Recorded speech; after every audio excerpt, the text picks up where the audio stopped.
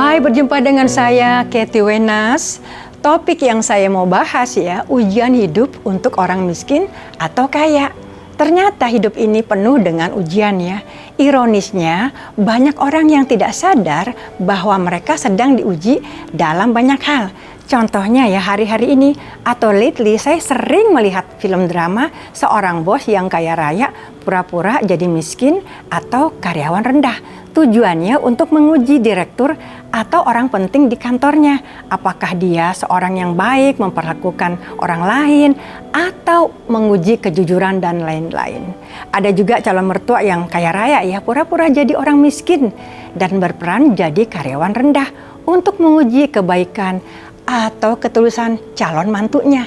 Kalau tidak lulus, ujian bisa batal jadi mantu.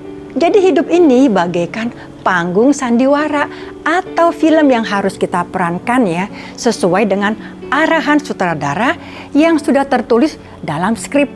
Jika akting kita tidak sesuai dengan arahan sutradara, pasti rencana film yang seharusnya bisa selesai sesuai jadwal bisa tertunda atau gagal.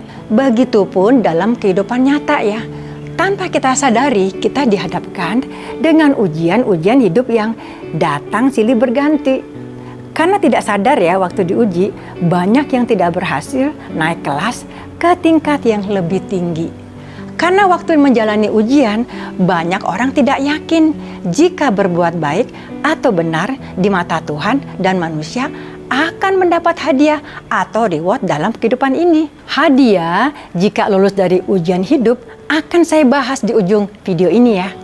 Umumnya orang menganggap ujian hanya untuk orang miskin atau orang yang prihatin keadaannya. Ternyata orang kaya pun juga diberi ujian oleh sutradara, yaitu Tuhan yang menciptakan langit dan bumi.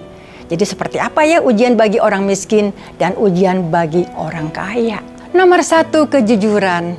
Ujian kejujuran dalam hal uang atau bisnis memang tidak mudah ya untuk dilakukan, terutama bagi orang yang prihatin keuangannya.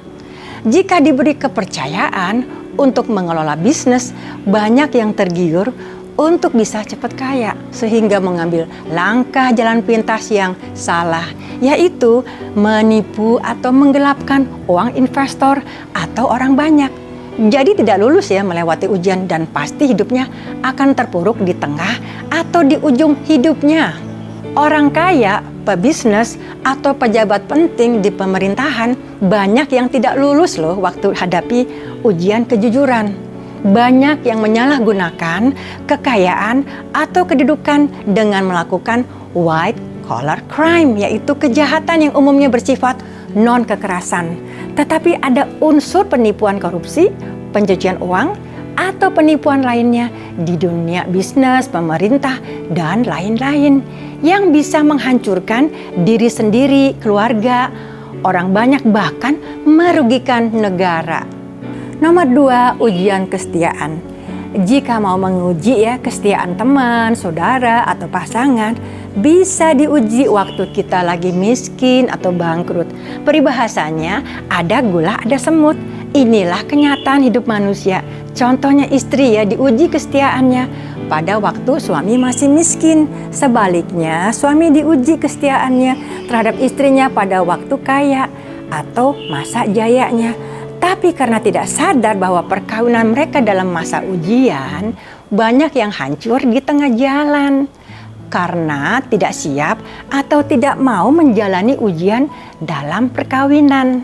Nomor 3, ujian waktu kaya. Ternyata orang kaya juga diberi ujian loh, yaitu apakah kekayaan kita hanya untuk foya-foya atau untuk membantu orang yang masih hidup prihatin.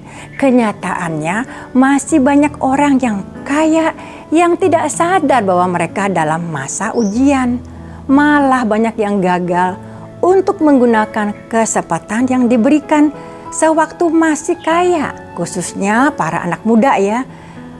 Kekayaannya cuma dipakai untuk hidup mewah, pesta pora, dan kecanduan alkohol dan narkotik, sehingga hidup mereka banyak yang tidak bahagia dan kacau.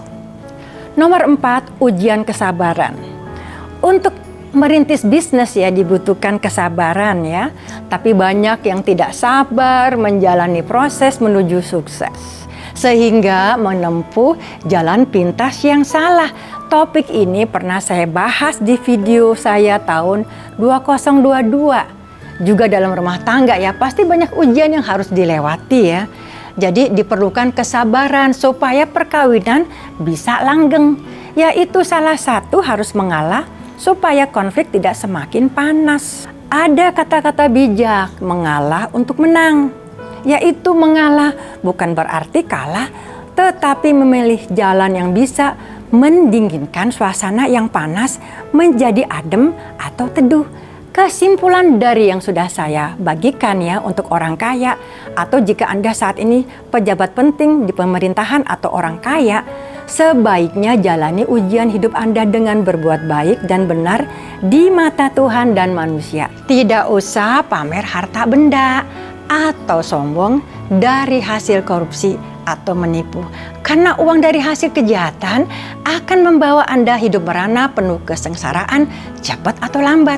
Sebaiknya gunakan harta dari hasil jerih payah sendiri untuk kepentingan orang banyak yang masih hidup prihatin. Bagi orang yang masih prihatin keuangannya, bersabarlah jalani hidup ini dengan mau hidup benar. Bekerjalah dengan penghasilan dari jerih payah sendiri, bukan uang gampang dari hasil menipu atau menggelapkan uang orang.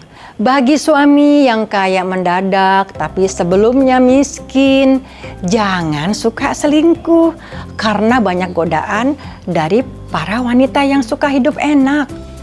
Ingatlah kebaikan dan kesetiaan istri yang mendampingi Anda waktu Anda miskin. Bagi istri yang bersuami masih hidup prihatin, tetapi seorang suami yang baik, bertanggung jawab, rajin, dan mau berjuang, bersabarlah menjalani ujian untuk hidup bersama. Karena suatu hari pasti Anda menuai kebahagiaan dan lain-lain. Hidup adalah pilihan. Pilihan ada di tangan Anda. Semoga sharing saya yang tidak sempurna bisa diterima oleh Anda. Salam dari saya, Katie Wenas, dan sampai jumpa.